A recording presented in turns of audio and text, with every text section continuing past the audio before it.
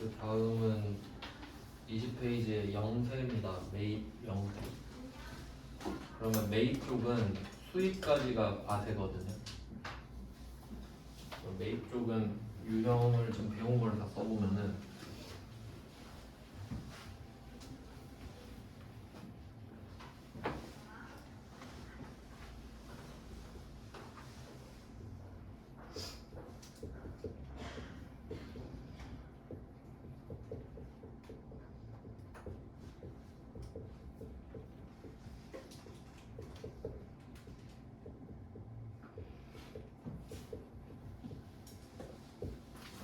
지금 매입 쪽에서 10%를 다 했거든요.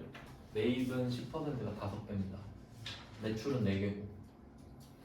왜냐면 매출은 수출 쪽이 0%고 매입은 수입 쪽이 10%라서 이쪽에서 차이가 나는데 이게 다 10%입니다. 근데 이 중에 불공만 불공제예요.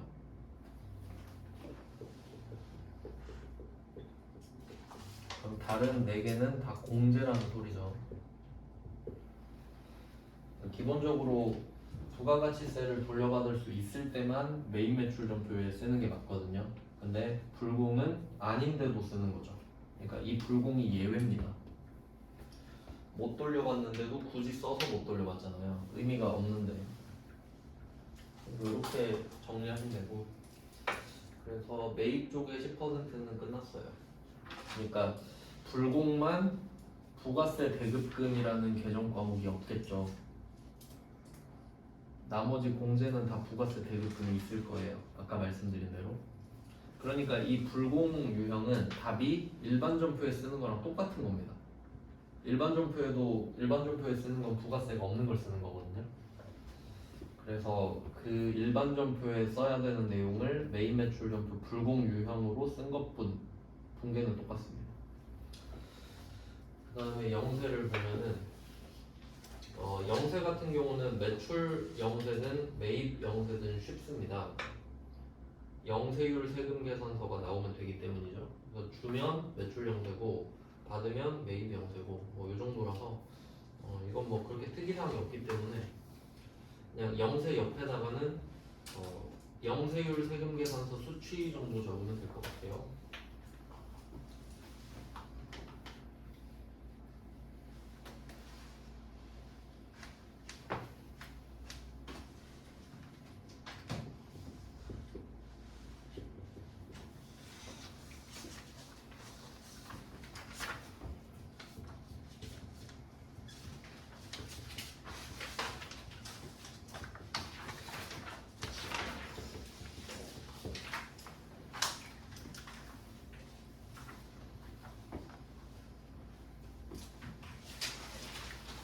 물론 영세도 과세긴 과세여서 얘도 뭐 불공이 될 수는 있겠지만 뭐 그렇게 나온 적은 없고요. 뭐 나온 적 없기 때문에 나오는 범위에서 설명을 드리면 이렇게 됩니다.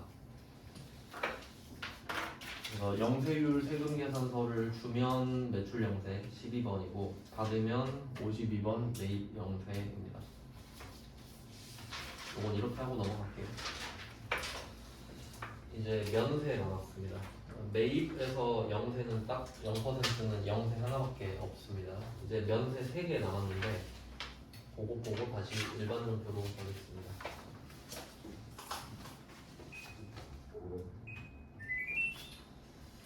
어, 21번에 매입 면세라고 되어 있는데 매입 면세는 또 간단합니다. 매입 면세는 계산서 받으면 됩니다. 53번 면세인데 계산서 받으면 됩니다.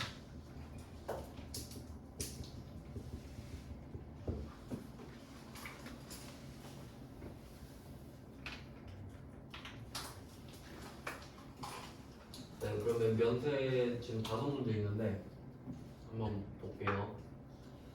항목을 좀 볼게요. 항목. 일단 61번 보시면은 토지 나왔죠. 토지만 표시하세요. 토지 표시하고 계산서. 여기서 중요한 건 계산서고요. 전자는 그냥 그 계산서를 종이로 했냐 전자로 했냐 뭐 그 정도 차이니까 제일 중요한 말은 토지와 계산서가 됩니다. 뭐 전자계산서 표시하셔도 상관은 없고. 그리고 62번도 토지죠. 토지와 전자계산서 이렇게 보시면 되고요. 이때 그 두 문제를 넣어놓은 이유가 뭐냐면 일단 뭐 이 계정 과목은 그 일반 전부에서 할 건데 일단 땅이라고만 알고 계시면 되고요. 그 결제 방법을 보시면 61번 문제는 이 중에 10%는 보통 예금에서 줬어요. 그럼 이건 보통 예금인데 나머지 90% 있죠. 나머지 90%는 5개월 후에 지급하기로 했잖아요. 미지급금인데 원재료 아니니까 원재료가 아닌데 외상을 했으니까 미지급금입니다. 아까도 봤죠? 그 카드 결제도 외상이니까. 그러면 뭐 이 정도는 보통 다 맞힌단 말이죠. 그냥 뭐 미지급금이겠지 하고 맞춰요. 근데 62번가 보시면은 62번도 땅이잖아요. 1억 중에 7천만 원은 당좌수표 발행지급. 이거 자주 나왔죠. 당좌예금인데 나머지라고 하는데 나머지 3천만 원이잖아요. 약소보험을 발행지급했죠.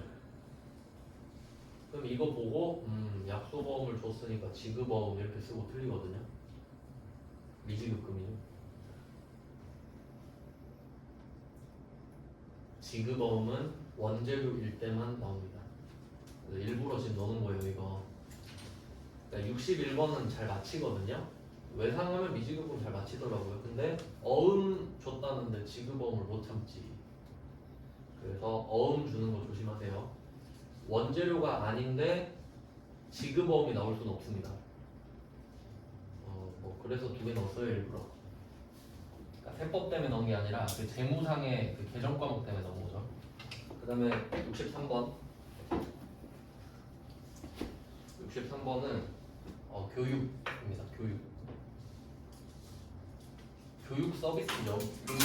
교육은 물건이 아니잖아요. 교육은 서비스일 수밖에 없는데 여기 학원도 교육 서비스업 아니겠어요?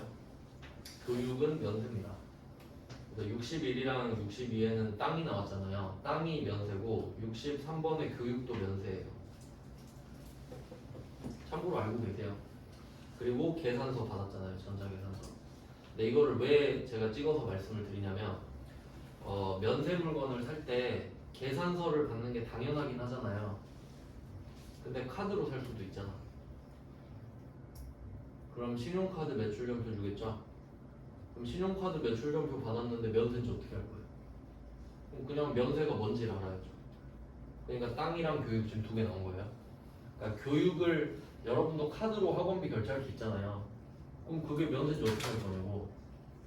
그럼 교육이 면세인 걸 알아야 알지. 면세인 걸. 그래서 그냥 알아야 돼요. 그러니까 계산서는 너무 쉽게 나와요 답이. 그 다음에 64번 갈게요. 64번 쌀이죠. 쌀, 그 전자계산서 나왔죠? 아, 쌀이 면세구나 이렇게 알 수 있겠죠. 과일, 야채도 포함되고 과일, 야채, 쌀, 뭐 곡식 이런 것들 가공 안 한 것들 미가공 식료품이라고 해요. 미가공 식료품 가공 안 했는데 먹을 수 있는 거. 그러니까 집에 가서 가공해야 되는 것들은 면세예요. 그 다음에 65번 이거 중요 표시할게요. 이거 잘 나와요. 65번 이거 엄청 많이 틀리는 문제인데 근데 너무 많이 내서 이제 아무도 안 틀릴 것 같긴 해요. 65번은 화분 표시하시고 전자계산서 이렇게 표시하시면 되는데 화분 친구는 화환도 있고요. 난도 있어요. 근데 뭐 어차피 화분 안에 많이 들어있긴 한데 그렇게 표시하기도 해요. 그래서 화환, 화분, 나는 세트라고 보시면 됩니다. 물론 화환이랑 화분이 똑같이 생긴 건 아닌데 취급을 같이 하겠다는 거예요. 그러면 여기서 포인트는 화분이 면세라는 거거든요. 그러니까 몰랐더라도 계산서를 받았으니까 화분이 면세구나 이 정도 알면 되는데 근데 목적을 보세요. 그러니까 화분은 와시죠. 제가 그 처음에 재무회계 할 때 계속 말했던 거 있잖아요.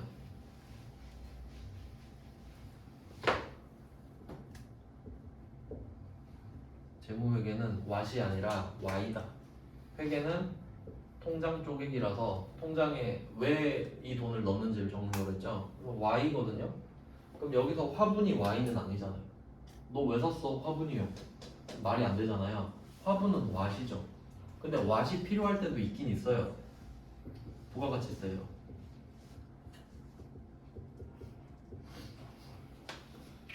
그래서 우리는 이거 두 개 다 해야 되거든요. 그럼 1번 부가가치세, 2번 재무회계 이렇게 가거든요. 그러면 왜 부가가치세가 1번이냐라고 하면 얘는 돈이잖아요. 그러니까 과세면 비싸게 사야 되고 면세면 싸게 사는 거죠. 그러니까 얘가 더 중요하지. 과세면 비싸고 면세면 싸니까 얘가 더 중요한 거 맞죠? 가격이 결정되잖아. 그럼 너 뭐 샀어? 하니까 화분이래요. 화분 샀대. 화분 면세인데? 그럼 면세로 사. 이렇게 되죠? 그럼 일단 이걸 결정해 주고 근데 그거 왜 샀어? 이렇게 가는 거지. 화분은 면세인데 화분 왜 샀냐고. 아 이거 접대하려고요. 그럼 접대비네. 계정 과목 결정되죠. 부가가치세에서 왓이 과세냐 면세냐를 결정하고 일단 이것부터 정해야 될 거 아니에요. 목적부터 정하는 게 아니라 가격부터 정해야지. 돈이 나가는데 그럼 일단 돈 냈어. 그 다음에는 얘네들은 물건 파는 애들은 상관없지. 내가 뭘 어떻게 쓰든 화분을 뭐 구워 먹든 삶아 먹든 주든지. 그러니까 그냥 가격만 결정되고 그 뒤에는 내가 이 화분을 뭐 회사 안에 놔둘 수도 있고 선물 줄 수도 있고 하죠. 근데 여기선 접대비잖아요. 그러니까 얘는 계정 과목을 결정하지. 목적이니까 이걸 생각할 수 있어야 돼요. 계속 문제 풀 때마다.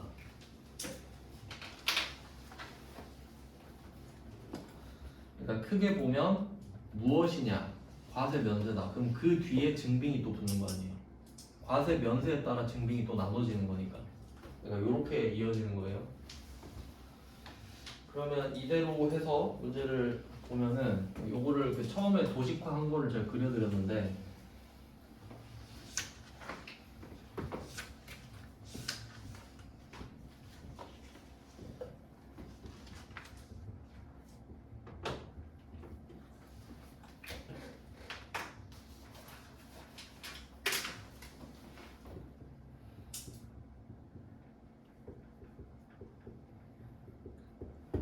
이 그림도 되게 중요해요. 그러니까 요거를 이 그림에 집어넣으면 되거든요.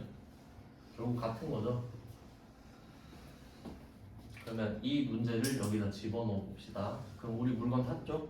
화분 샀단 말이에요. 그러면 뭐 샀어? 물어보니까 화분.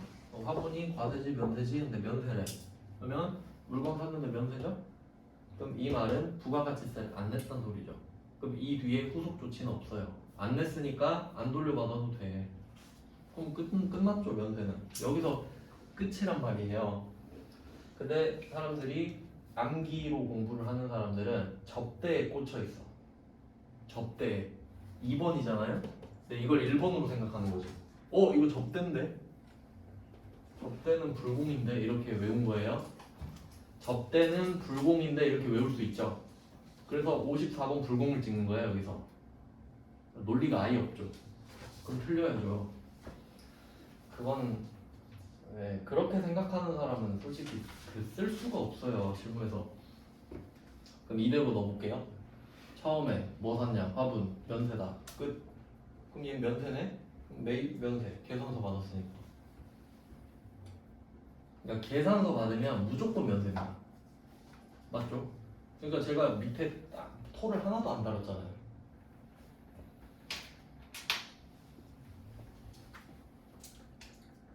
참고로 제가 무조건이라는 단어를 굉장히 싫어해요. 사실 무조건은 없어요. 모든 사건에 조건이 있거든요. 왜냐면 물어볼 때 이렇게 물어보거든 사람들이.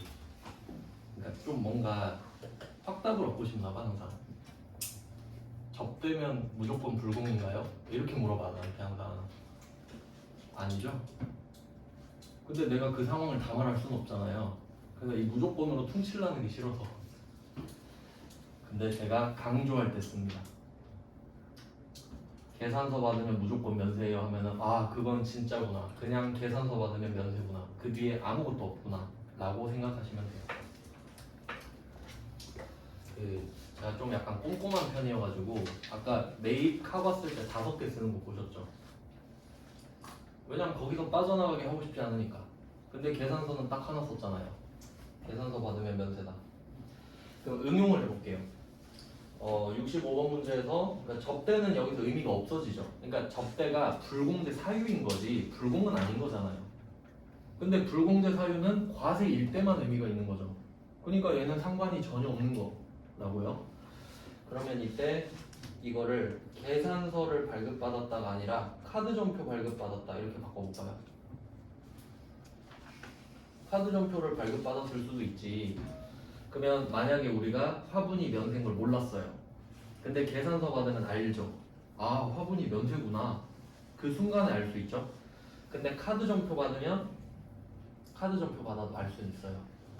왜냐면 카드 전표 부가세랑 분리돼 있잖아요. 부가가치세 0이라 써 있을 거거든. 그러니까 그렇게라도 알아야 된다는 거예요. 근데 그림을 안 주면 우리는 답이 없죠. 그러니까 화분이 면세인 걸 아는 게 베스트인 거예요. 화분이 면세구나. 그럼 카드 전표를 받으면 매입 카관은 아니겠지. 매입 카면이 돼요. 그래서 매입 카면, 매입 현면이 제일 어려워요. 면세인 걸 알아야 되니까. 그래서 시험에 좀 잘 나오는 것들은 지금 나오는 땅, 교육, 쌀, 화분 이 정도 있구나 좀 알아두시고 또 많이 나오는 게 책도 있어요. 책이 대표적인 면세입니다.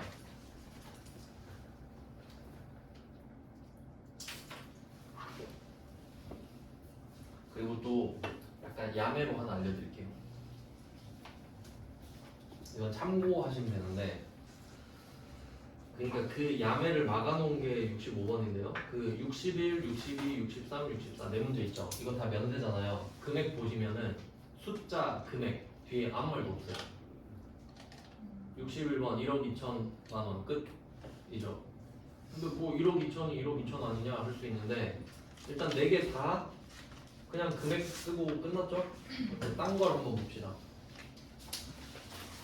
그 전 페이지로 가봐요. 20페이지. 자, 20페이지 밑에 영세 있죠, 영세? 영세 보시면은 영세도 가격만 적혀 있어요. 59번에 공급가액 3천만 원, 60번에 원재료 1,600만 원. 그럼 얘들은 왜 아무 말도 없냐? 부가가치세가 없으니까요. 그러니까 면세는 부가가치세가 아예 면제됐죠.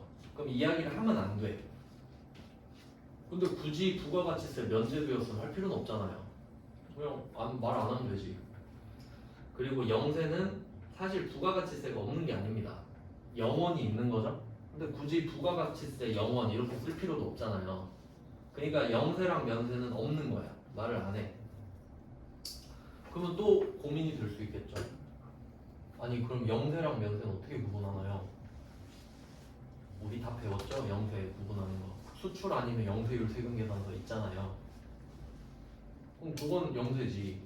그럼 그게 아니면 면세겠죠. 그러니까 제대로 알아야 돼. 하나라도. 이거 아니면 저거일 확률이 좀 높기 때문에 그래요. 그리고 그 위에 수입 봤죠? 수입. 수입은 뭐 두 문제 이것도 충분한데 수입의 57번 보시면 7천만 원 뒤에 부가가치세 별도라고 써있죠. 그럼 부가가치세가 있는데 말을 안 할 수는 없거든요. 그러니까 숫자 뒤에 아무 말도 없으면 이거 면세인가 정도 의심은 해봐야 된다는 거죠. 그러니까 힌트를 주고 있는 거예요. 그래서 지금 21페이지에 나와 있는 문제들은 힌트가 3개입니다. 그럼 힌트를 한번 찾아볼게요. 첫 번째 계산서. 이걸로 끝났지 사실. 근데 계산서 안 주면 어떡하냐고. 그러니까 1번만 하면 너무 위험하니까 1번 계산서 너무 위험하죠? 그럼 두 번째 힌트가 금액 뒤에 아무 말도 없다. 이거는 모든 물건에 다 해당될 거 아니에요. 그 다음에 세 번째가 면세 물건을 외우는 거지 내가. 그럼 여기서 세 가지 방법 중에 두 번째랑 세 번째를 알고 있는 게 좀 좋겠잖아요. 왜냐면 첫 번째 계산서는 계산서를 안 줄 수도 있으니까. 네, 이 정도 돼요. 그래서 이 중에는 65번을 조금 조심해야 되는 거고요. 그 다음에 마지막 세 문제네. 마지막 페이지죠. 여기.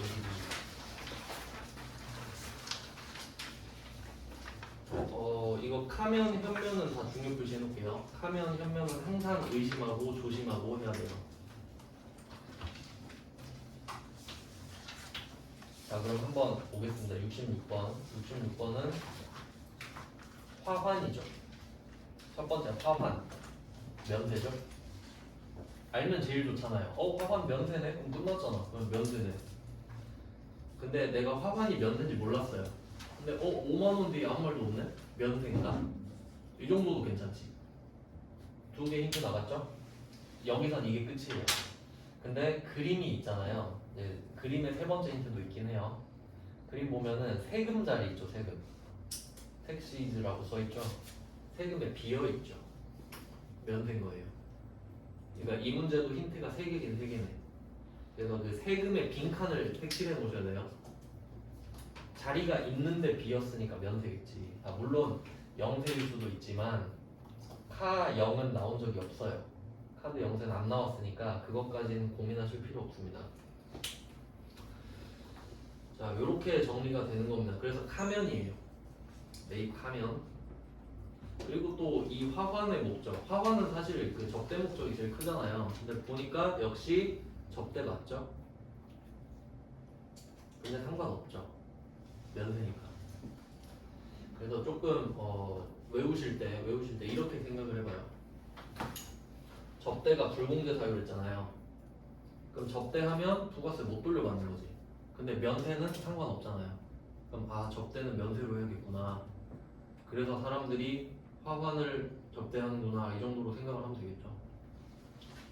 그렇게 좀 실질적으로 연결을 시켜서 외워야지. 난 시험을 볼 거야, 문제를 맞출 거야 이러는 것보다는 실제 상황이잖아요 지금. 그리고 67번은 도서 나왔죠. 말씀드린 도서 책이죠. 그럼 도서 면세네? 이렇게 아는 게 제일 좋겠고, 두 번째 70만 원 뒤에 아무 말도 없네? 면세인가? 이 정도도 좋고, 여기는 세 번째 힌트가 없지 않습니까? 카드 결제했으면 카드 점표를 받았을 텐데 카드 점표를 받은 것 자체는 면세에 대한 힌트가 아니죠. 그러니까 67번 같은 거 조심하라는 소리예요. 66번도 막 불공 찍고 있으면 안 되고요. 또 접대 보고 불공이네 이러면 뭐 할 말이 없습니다. 그 다음 마지막 62번 현면. 현면 얘는 일단 도서 또 나왔죠. 도서 면세입니다. 그리고 얘는 좀 힌트를 안 주는 편인데 그 현금 영수증이 있잖아요. 근데 현금 30만 원 써 있죠. 그럼 이거 면세기 때문에 부가가치세가 없거든요. 근데 얘는 부가가치세가 없어서 부가가치세 이야기를 아예 안 해요. 그러니까 요것도 조금 어려울 수 있지. 그러니까 제일 좋은 건 도서가 면세인 걸 아는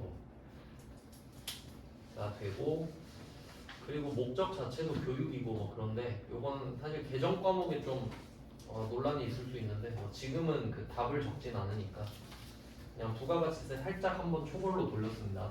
그러니까 답은 안 적었고, 근데 답을 좀 미리 알고 싶다 하시는 분은 블로그에 다 적혀 있어요. 뭐 확인 미리 연습해 보실 수도 있으니까.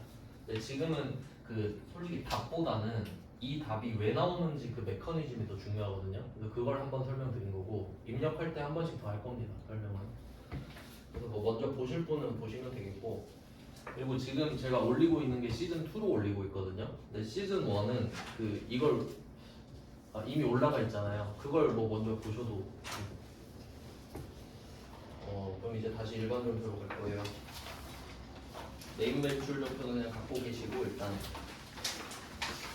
그 마지막에 드렸던 일반 점표가 11, 12예요. 11, 12.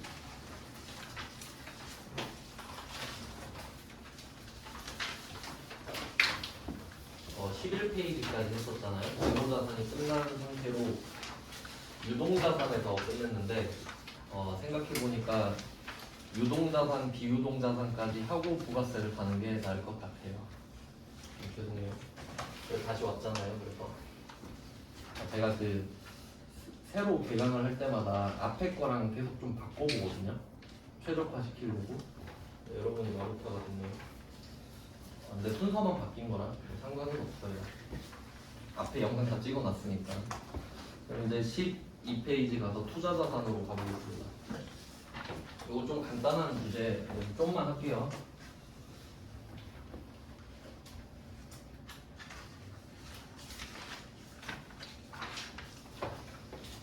저는 항상 그 많이 알려드리려고 하는데 별로 안 좋아하시더라고요. 그냥 좀 짧게 하려고. 어차피 시간 많으니까.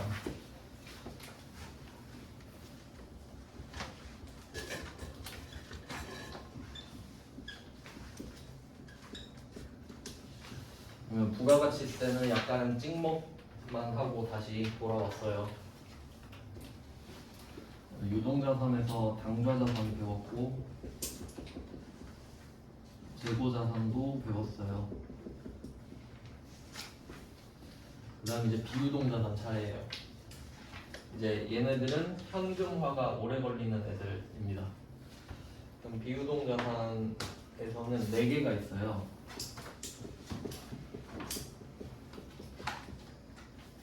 투자자산. 첫 번째가 투자자산이죠. 그 다음에 유무형자산.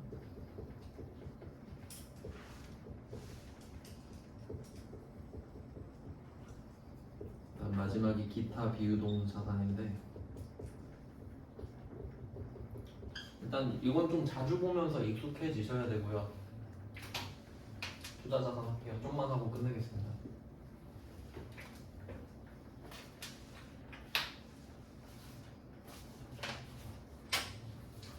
근데 이게 투자자산이 목적이 투자거든요. 말 그대로 투자인데 투자는 키워드가 2개예요. 일단 장기, 그 다음에 수익. 수익을 위해 장기적으로 돈을 묶어두는 경우를 투자라고 하죠.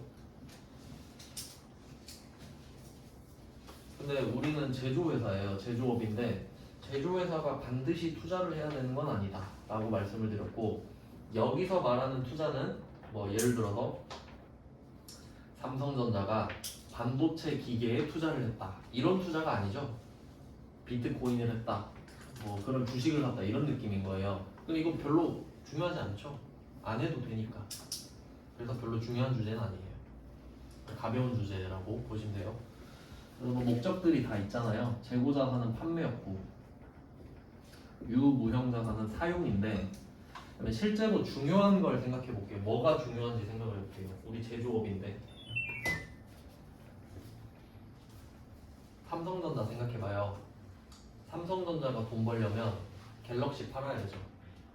그럼 갤럭시 있어야 되잖아. 그러면 재고자산 아니에요? 이거 중요하죠. 없으면 돈 못 버니까. 근데 이 재고자산이 그 양이 되게 적었잖아요. 일반 종표할 때. 왜냐면 이 주제 자체가 그 원가 회계랑 좀 연결이 많이 돼 있어요. 계산하는 거. 왜냐면 수량 단가 이렇게 나오니까. 그러니까 이게 컨셉 자체가 이론에 강해요.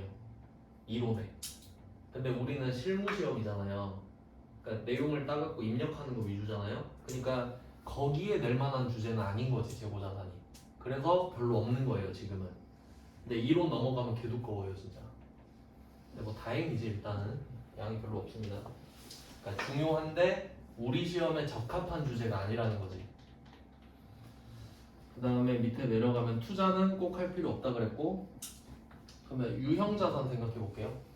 유형자산은 건물, 그러니까 본사 사옥이나 공장 건물, 땅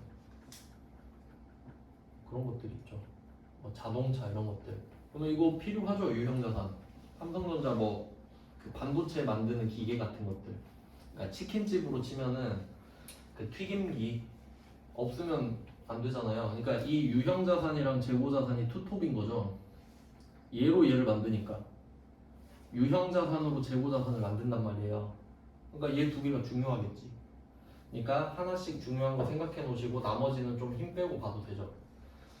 근데 당좌자산은 좀 주제가 많아서 그냥 그랬던 거고, 물론 당좌자산은 채권 쪽은 중요합니다.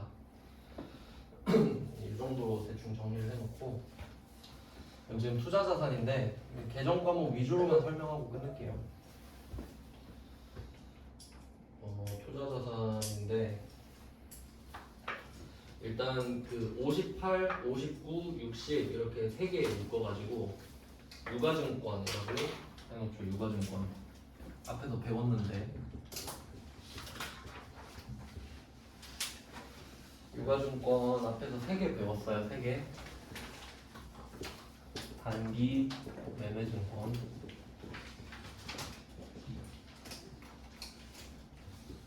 매도 가능증권,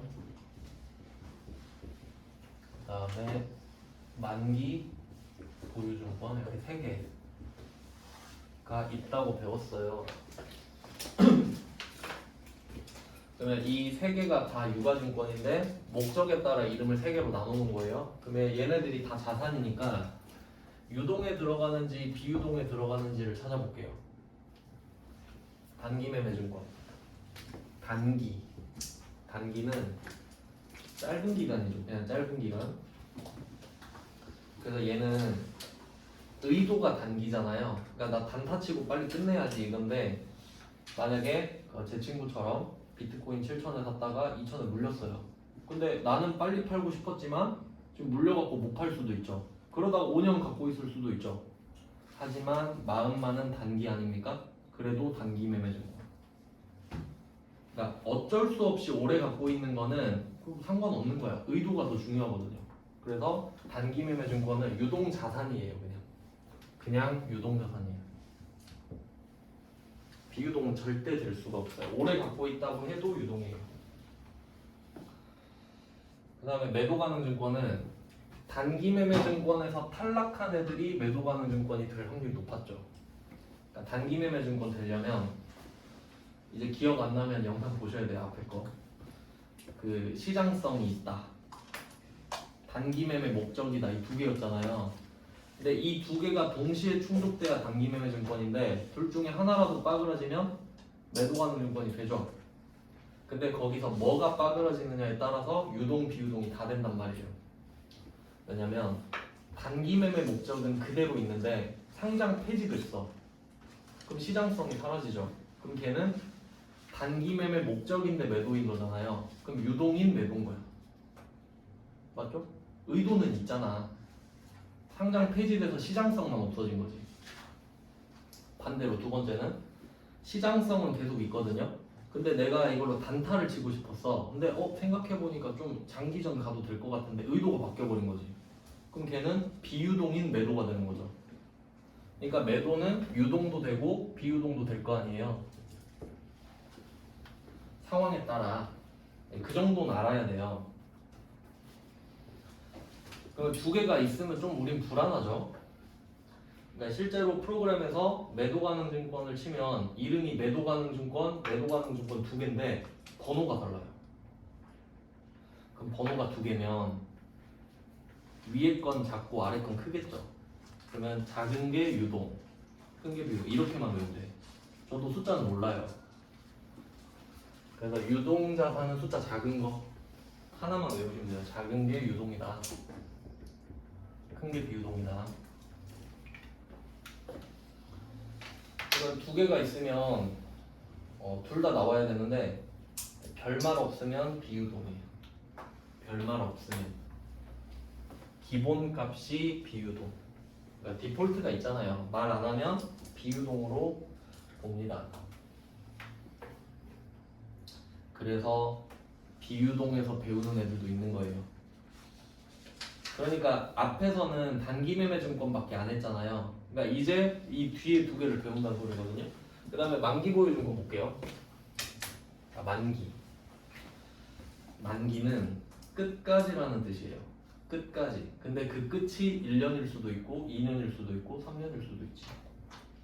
상대적이죠. 그럼 내가 채권을 샀어요. 근데 그 채권이 남이 갖고 있다가 1년 남았을 때 나한테 팔았을 수도 있지. 그러면 그 만기 보유 증권은 유동자산이죠. 근데 3년이다. 그럼 비유동자산이죠. 그러니까 얘도 상황에 따라 다르지. 근데 얘도 똑같이 별말 없으면 비유도 정도가 됩니다. 그래서 뭐 계정 과목을 한번 보면은 그 58번, 59번 보시면 58번에 그 표 안에 보시면 매도 가능 증권 써 있죠. 근데 우리가 이거를 입력해야 되잖아요. 그 매도 가능 증권 치면 2개 나온다 했지. 그럼 이게 작은 건지 큰 건지 알아야겠네요. 힌트를 한번 찾아볼까요? 58번 문제에서 장기 이거 보면 되지. 장기네? 그럼 큰 거네? 이렇게 가야 되죠. 의미가 있다는 겁니다. 그냥 말하는 게 아니라 단기면 숫자 작은 거, 장기면 큰 거. 아, 이런 의미가 있었지 정도. 숫자 큰 거. 그 다음에 59번 가보세요. 59번은 역시 매도 가능 증권이죠. 그럼 숫자 작은 거 큰 거 둘 다 있는데 뭘까요? 투자자산 써있죠. 투자자산 지금 하고 있는데 투자자산 비유동자산 큰 거라는 소리죠. 그럼 혹시 당좌자산 이러면 유동자산이겠지. 작은 거겠지. 그러니까 분류를 대충은 알아야 된다는 거죠. 절대 재고자산은 될 수가 없거든요. 채권이 재고자산이 되려면 증권회사여야 돼요. 증권회사는 주식이랑 채권 자체가 재고자산 맞지. 근데 우린 아니잖아요. 뭐 그런 느낌. 그래서 이때 매도 가능 증권을 2개 넣은 이유가 뭐냐면 58번은 평가예요. 그냥 기말이거든.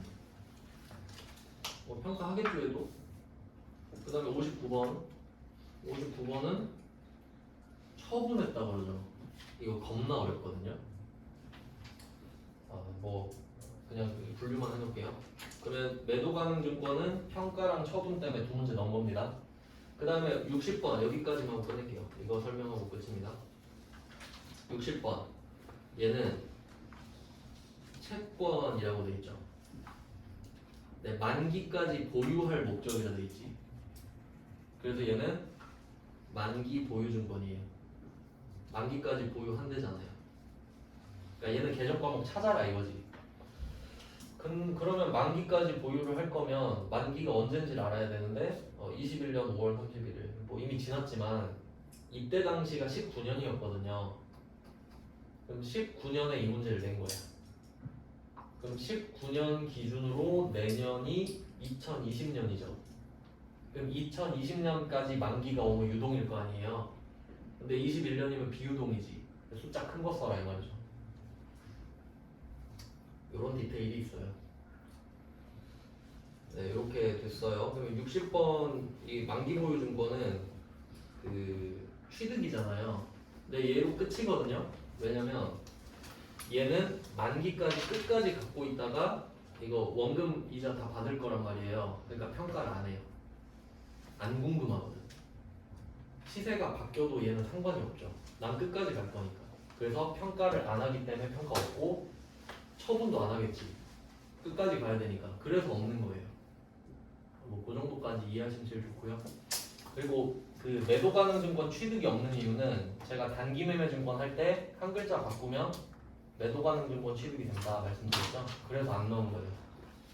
네, 오늘은 여기까지 하고 다음 시간에 투자자산 제대로 하겠습니다. 고생하셨습니다. 네, 고생하셨습니다. 고생하셨습니다.